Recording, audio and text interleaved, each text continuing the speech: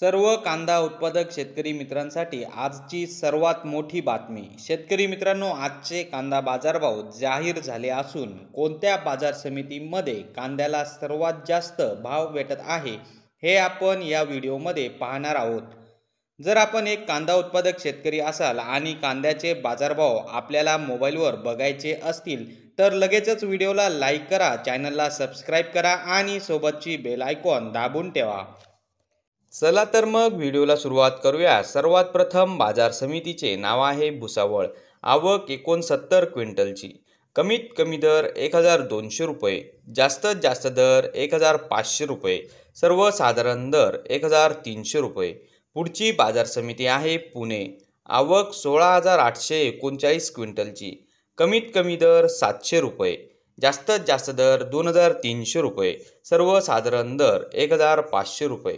पुढची बाजार समिती आहे पुणे खडकी। आवक 11 क्विंटलची।